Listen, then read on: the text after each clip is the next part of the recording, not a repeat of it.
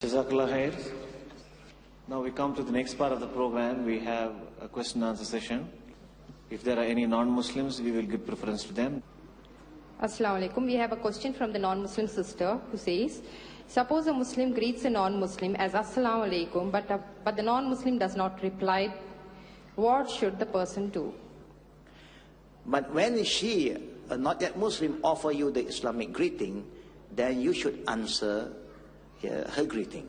You should respond. Now, I just remember what Sheikh Jafar Idris just remind us about my topic just now about salam. It happened in the time of the Prophet when the Jew came to the Prophet, and the Jew do not acknowledge Prophet Muhammad as a prophet. He don't call him Muhammad Rasulullah. He just called Muhammad or Muhammad Abdullah. But the Jew, they have stayed in the Arab country for some time before the Prophet was born. So they know Arabic, they speak Arabic. So when they came to the Prophet, these people are very stubborn people, very arrogant. They still come and then he say, Salam, Assalamu alaikum.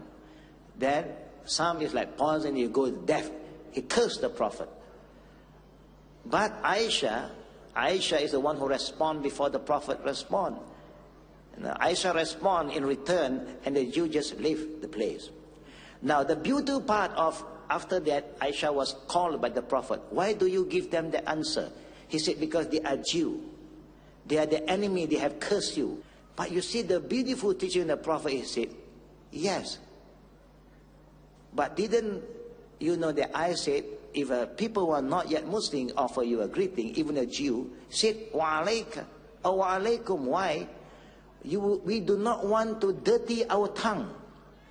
We do not want to use our tongue to curse people. If people want to curse us or say anything bad about us, we are not going to be like them. We just said, wa alaykum. What do wa alaykum stand for? And same to you. If you have bad feeling towards me, I am not going to curse you in return. But if your offering is in good intention, the good thing will go back to you. But if you come with a bad intention, the intention will go back. I'm not going to curse you. Back to you. Because the Muslim is been taught to be careful with their word. So coming to your question, the Prophet did not encourage us or taught us to offer any Islamic greeting to people who are not yet Muslim, because you may offend them. You know?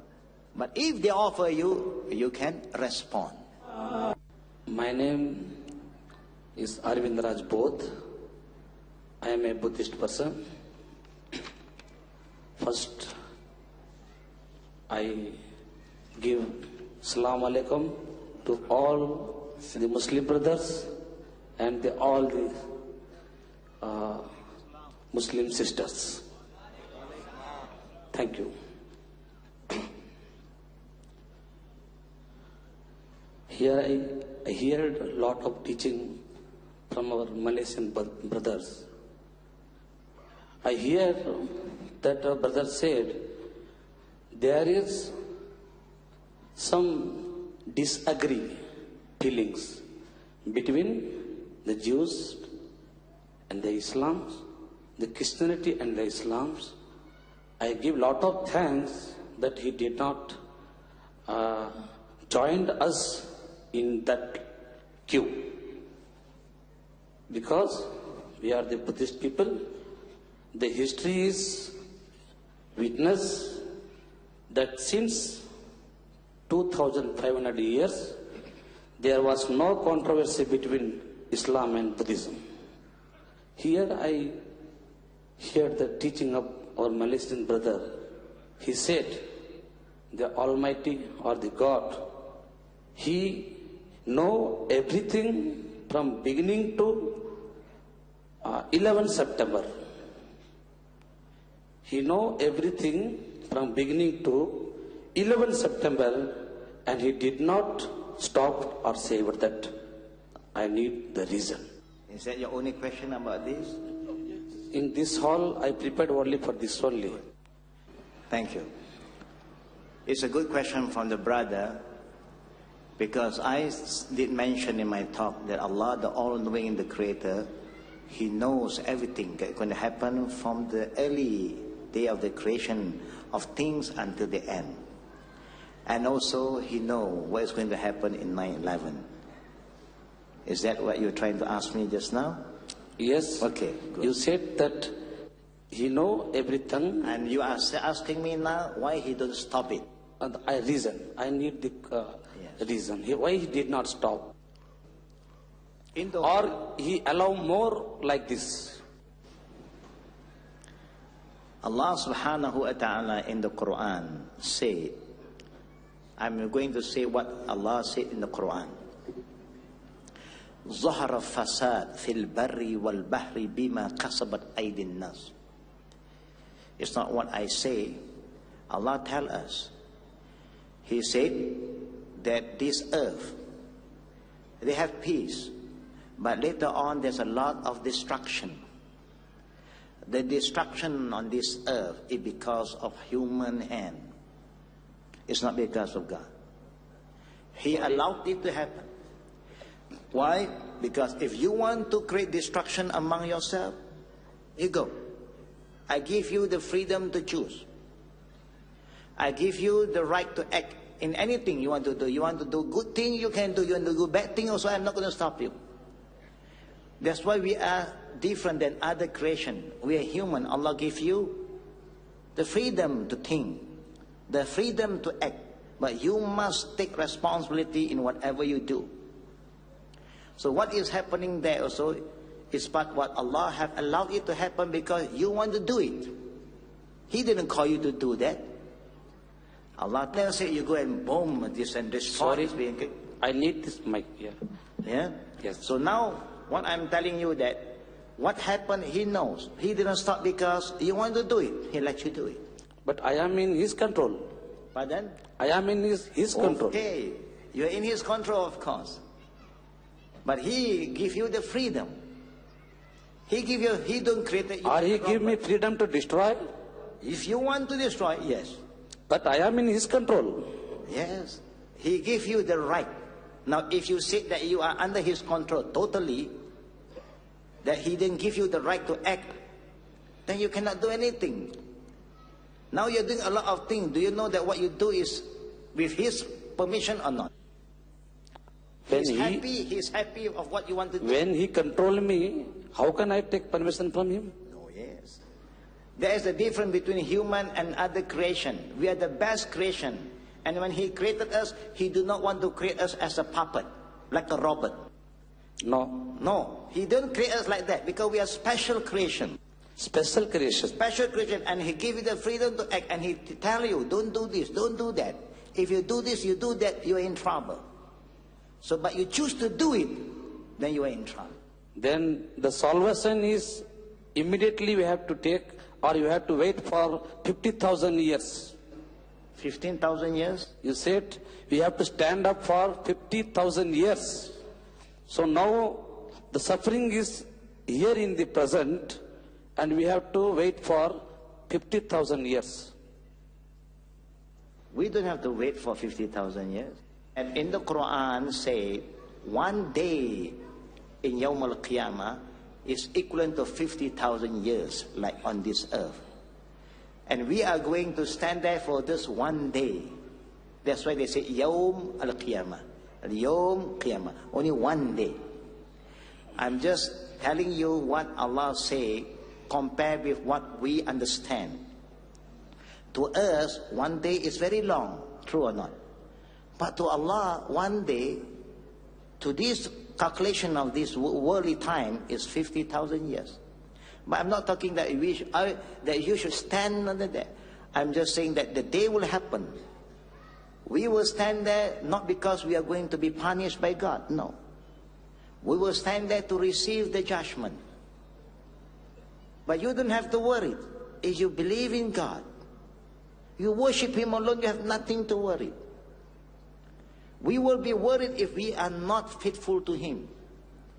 If we are bad people always worry. It's like if you are a person is stealing people's things, he have no peace. He's worried one day he will be arrested. But if you don't steal people's things, you don't hurt anybody, you have nothing to worry. You can sleep in peace. You don't cheat people. No, you don't take people's money, steal people's money. You have nothing to worry. You will have peace. But what I'm saying that Allah knows, Allah warned us. If you do good thing, this is your reward. If you do bad thing, this is also what you get in return. I warn you, I show you the way, and you choose now. So when you decide something, you don't say that God don't give you the freedom. He give you the freedom to choose. If you choose to be a bad guy, it's just too bad for yourself. He show you two ways. Example, this is one way, this is also another way. But this way is not a good way. You choose to go that way. So who to be blamed? We are to be blamed. True or not? He gives you the good food, the good drink to drink. Also there is wine. Bad thing for you to do. But he said, don't drink wine, but you want to drink wine, so you get drunk. Who are you to be blamed? He don't. He gives you a knife to cut something, to cut vegetable, to cut bread, but you take the knife and cut your hand. What is going to happen? You can cut your own hand you want. So who are you to be blamed when you take a knife to cut your own hand? You blame yourself. But what I'm going to share with you, it is not easy for anybody and any one of us to understand the work of God until you submit to Him, until you come to Him and read His book. Then you will understand His work better. And you will never regret. And you will never blame God for what is happening. Because God never teaches us to do all bad things. Jazakallah. Any other non-Muslim brothers and sisters who want to ask a question? There's a non-Muslim there? Yes, please. My name is Ramegowda. The Malaysian Sahib was telling, God is aware of it, even 9th September matter also. If so, God is aware of it, what is happening in Iraq today. I am condemning Iraq action. They were telling so many weapons are there, this are there, that are, finally they didn't get anything. But still they bombarded Iraq. Is it in order? Is Allah is looking after calmly? And how long? People are suffering. Even today bombs are bursting. And God is seeing simply. What is the answer for this? If I'm not wrong, the brother is trying to ask us about what is happening in Iraq today. You know, almost every day you heard bombing here and there, killing life. It's been, there are a lot of people killed in this battle. What I said earlier is the same thing I'm going to say to you again. Allah said that corruption, destruction on this earth is not because of Allah's doing. Allah have taught us all the beautiful thing, the good thing, to be a good leader, to be a just leader. But if you are not just, if you are not good, someday, sometime, some bad thing will happen, some bad karma will happen to you. Because anything that is bad done by you sometime, there will be a punishment. Then we will say, but not everybody is involved. If the government is bad, why the public, the civilian is suffering? That is why we said, who is the one who do this killing? The one who started is a human who have power. United States want to show the world that he have all the power to do anything he like. He is trying to tell the world, I am the world police. I can do anything I like. And they are so proud that with all the weapons they have, they think they can change Iraq maybe in 1 week or maybe in 1 month. But because they start the killing, You see what is happening to them too? They are also suffering. The American army is suffering. The world do not know. The media do not tell you what is really going on. The media is not being very fair to all of us. I said to them, you know that today we have two great leaders on this earth who are the great liars in this world. They are the President of America and the Prime Minister of United Kingdom.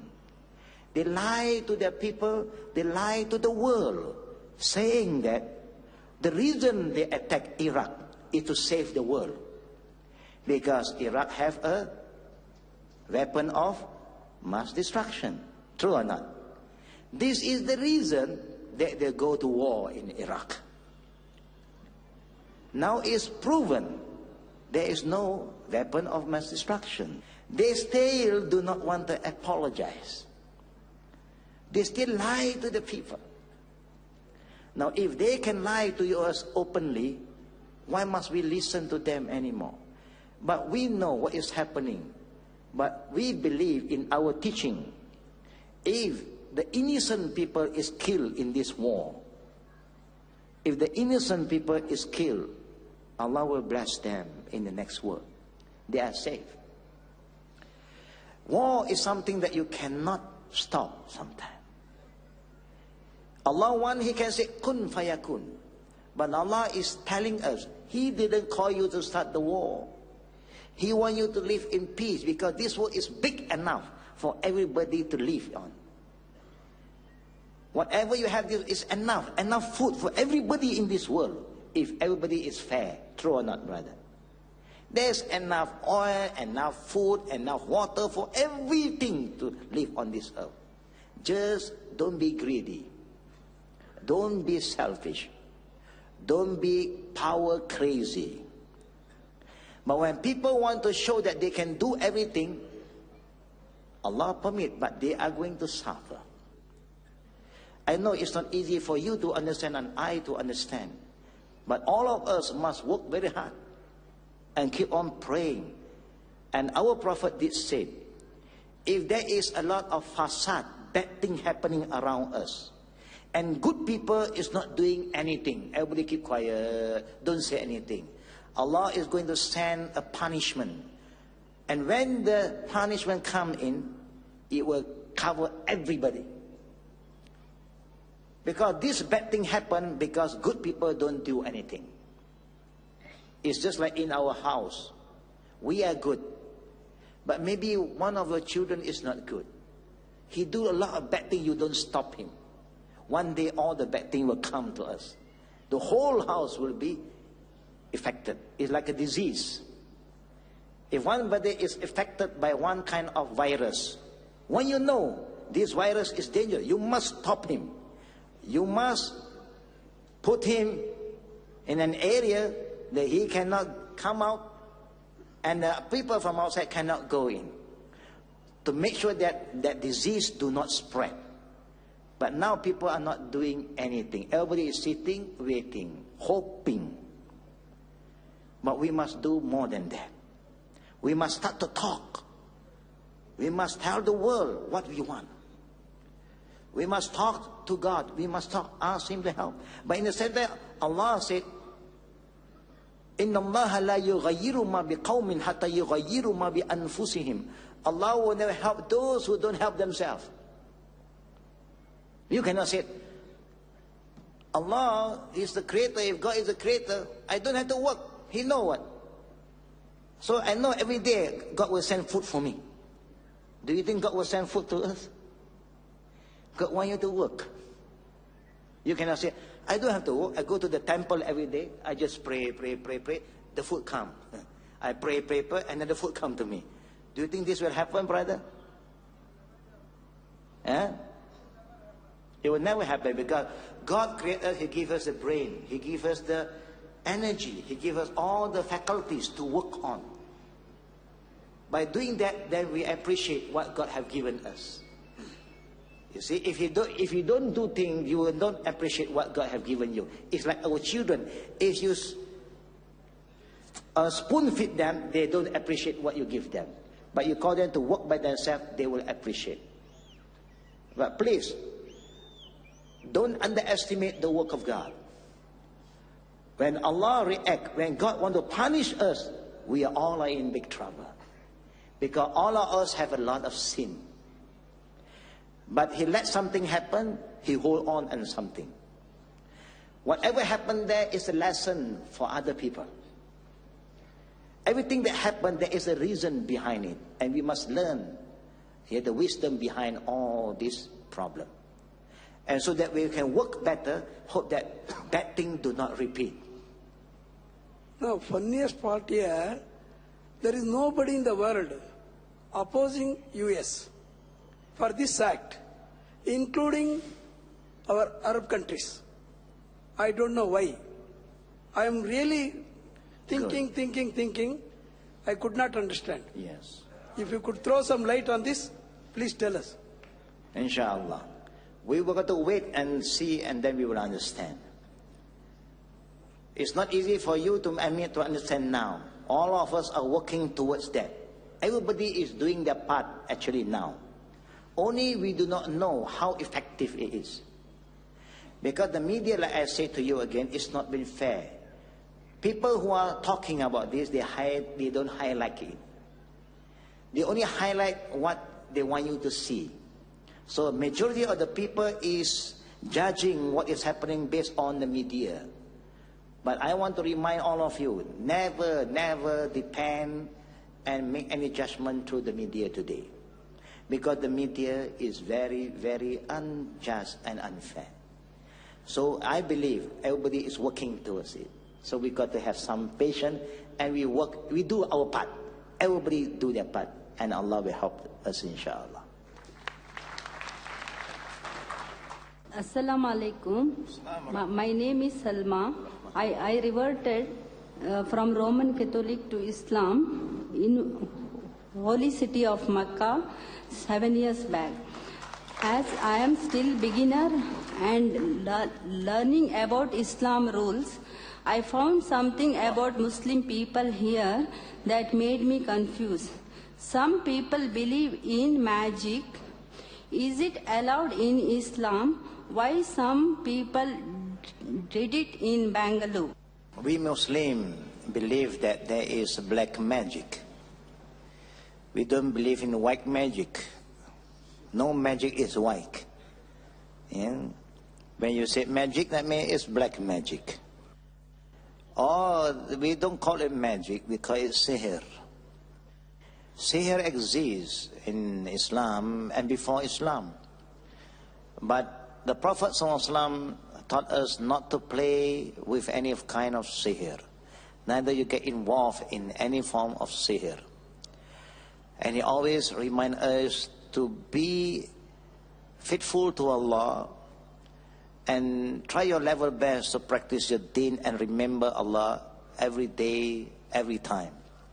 By doing that, inshallah, Allah will protect you from a lot of sihr and a lot of fitna. But we do not deny that a lot of Muslims are involved directly with this sihr. And some people also is looking for help through Ahl Sihr. This is something that we ask Allah to help these brothers so that they will stop doing this kind of sihr. Neither we should go and seek help from the Ahl Sihr. We should ask Allah to protect us. But it happened. We do not deny that this thing is happening everywhere. Not only the Muslim is involved, every human is involved. But we believe that the best place for you to ask for protection is from Almighty Allah subhanahu wa ta'ala. By remembering Allah always in your daily life, Allah is sure to protect you from a lot of problems. But if you go to play with sihr, if you ask Ahl Sihr to help you, he is helping you to release one jinn and he is putting a new jinn into you. So you are having more jinn coming into your life. So it's better for you not to get involved with any jinn. You better get close to Allah subhanahu wa ta'ala. Yeah? So please, sister, remind all the sisters who have any problem not to look for Ahl Sihr or Kahin. Call them to read the Quran. Call them to look for a good scholar who understands the Quran and the Sunnah, so they will be guided according to the teaching of the prophets. Like what the Prophet always recommend us, if you fear that some bad thing is going to happen to you, so always recite Ayatul Kursi. You can recite the two Qul A'udhu Falaq and An-Nas. May Allah protect you from the black magic, inshallah. So this is what we want to remind you, because sihr can bring you to shirk. Sihr can bring you to shirk. Stay away from all kind of sihr. Assalamualaikum warahmatullahi wabarakatuh. Bapak Hussaini, apa kabar? Baik, sehat. Alhamdulillah. Bapak Hussaini, I have a question. I am a new Muslim. My name is Abdul Razak. And you were talking about when a non-Muslim sees a Muslim, it's very unfortunate to tell that a non-Muslim gets repelled by a Muslim when he sees a Muslim. That is because of his action. And most of the people in India or anywhere else, when they into materialism so much, they're thinking about their job, their money, their bank account, their family, their kids, their grandson. They don't have time to read the books, and especially the religious books. The moment you talk about religion, you can only see people yawning, which is again a sign of shaitan actually. And the only way that a non-Muslim can be attracted to a Muslim is by the action of a Muslim. And I have been noticing, and I have been hearing some groups in India where they tell, no, you cannot bring a non-Muslim to the masjid because he's not having wuzu, he is not clean, he is from the kafir, he may be polluted, so he may pollute the atmosphere inside the masjid also. But I was there in the US for 1 year, and I used to go to the masjids every Friday before I became a Muslim in Indonesia. I used to go to the masjid there because I had some Arab friends. And there they had a sort of gathering for the non-Muslims. They invite them on Fridays after the Jummah Salat. They have a special area. They talk about Islam, and they talk about what exactly is Islam all about. They have various kinds of activities. So my question is, when you talk about dawah to people, asking them to come to Islam, should we prioritize or should we give importance to the non-Muslims or to the Muslims who have gone astray, or should we talk to both of them simultaneously in the same language?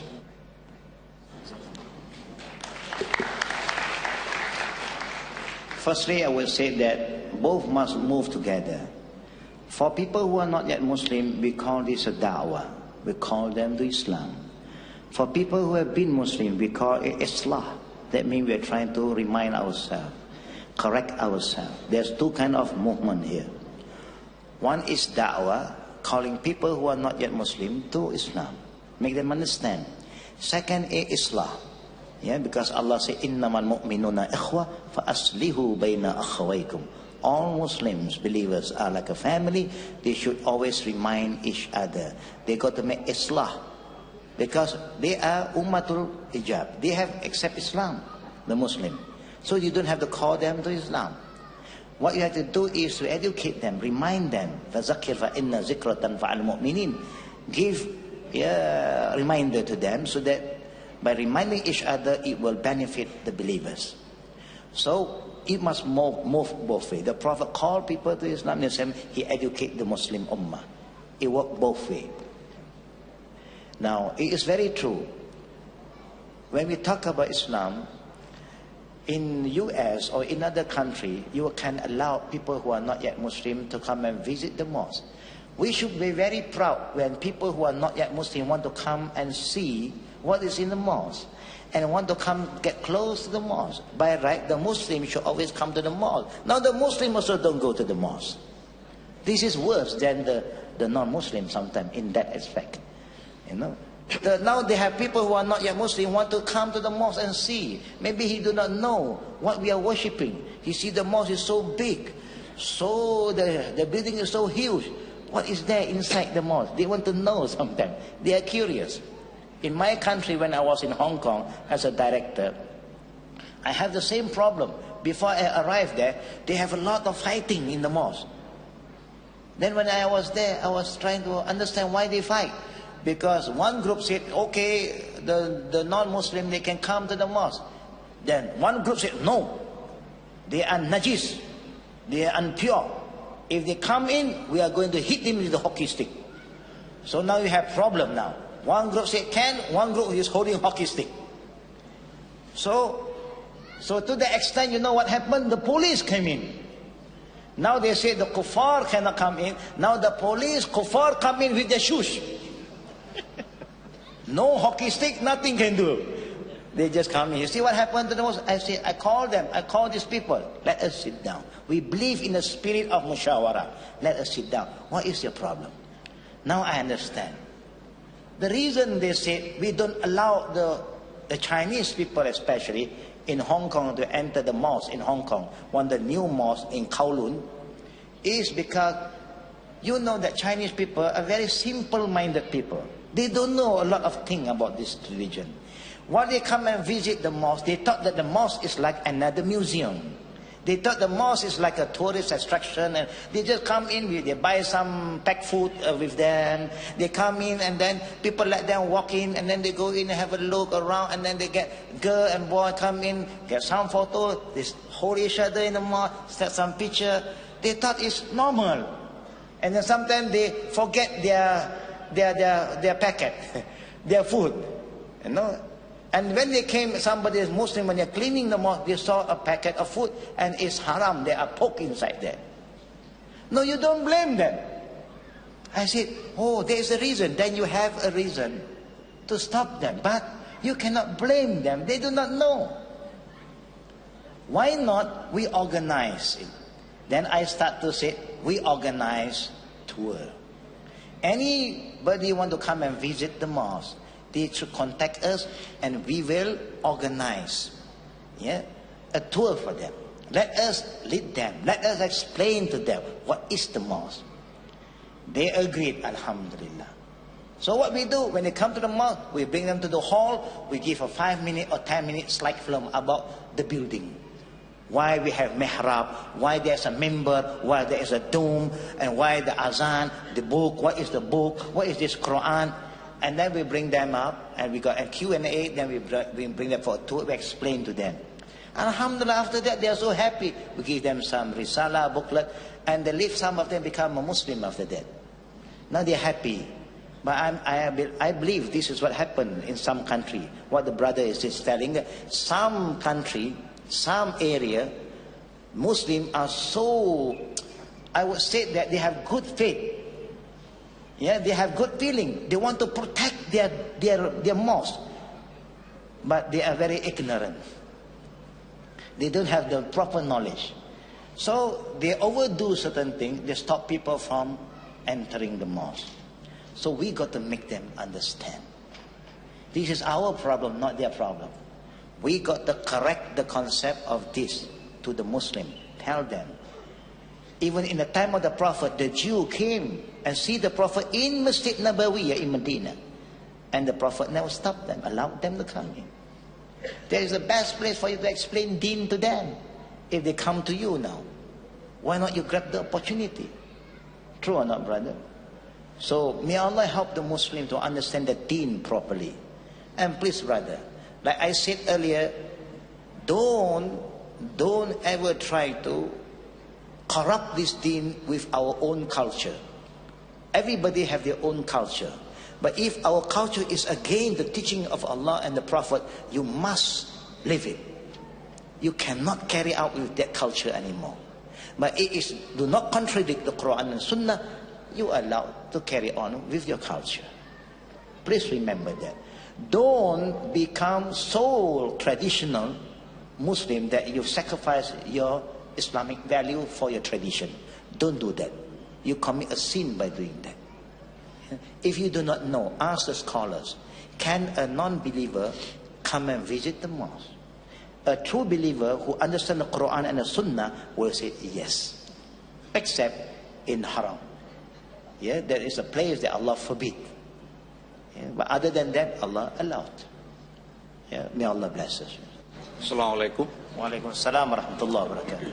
As one clarification, my name is Ubaidullah Sharif.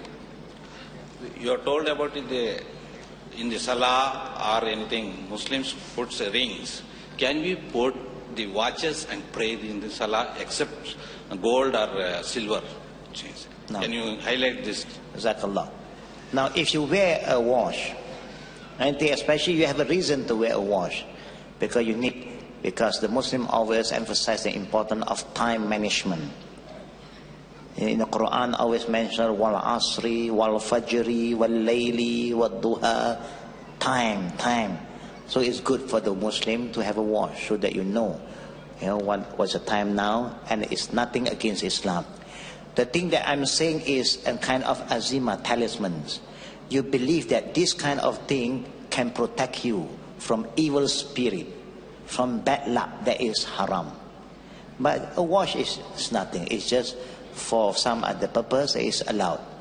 Yeah? So, but the man is not allowed to wear any form of chain or anything that is from gold. Yeah? From gold. From silver is okay, not from gold, because that is not the dress for the man, it's the dress for the woman. Yeah? Jazakallah. Good evening, sir. My name is Arun. I want to know the meaning of Alhamdulillah and MashaAllah. Good. The meaning of Alhamdulillah is all praise to Allah. That means we always be thankful to Allah. Each time you get any good news, you got anything that is good happen to you, so the Prophet always remind us to say Alhamdulillah. That means you don't forget Allah. That every time you get something good news, you say Alhamdulillah. Meaning all the thanks, praise be to Allah subhanahu wa ta'ala. MashaAllah is something that you see something strange happen, something unique. Yeah? Then you always say MashaAllah. Yeah? You understand that, brother? Yeah? Assalamu alaikum. My name is Syed Khader. Wa alaikum salam wa rahmatullah. I got few questions. Everyone says we must establish taqwa. Please explain how we can achieve it in simple sentences. Second thing, we cannot say Bismillahir-Rahman-Ir-Rahim in bathroom. So how can we complete the ghusl? Because this is very much necessary. Whenever we do some good deeds, we have to say Bismillah. So how can we complete the ghusl without saying Bismillah? Referring to the question of saying Bismillah, we know that the Prophet ﷺ encouraged you to make the dua before you enter the toilet for washing or anything. The dua is Allahumma inni a'udzubika min khubthi wal khaba'is. But you raise a very important point. When you want to make ghusl, you know that making ghusl, there is a wudu involved. There is a wudu involved. That means there is a minor ablution. Then we know that we should start with Bismillah. And we were informed that you are not to mention the word of Allah in the washroom or the toilet. Yeah, you can say Bismillah, not allowed in your heart.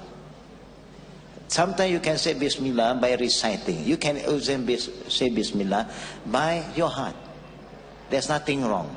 There's nothing wrong. It did not cause you any harm by doing that. You can say that, but not with your word. Don't say aloud, Bismillahir-Rahmanir-Rahim. No.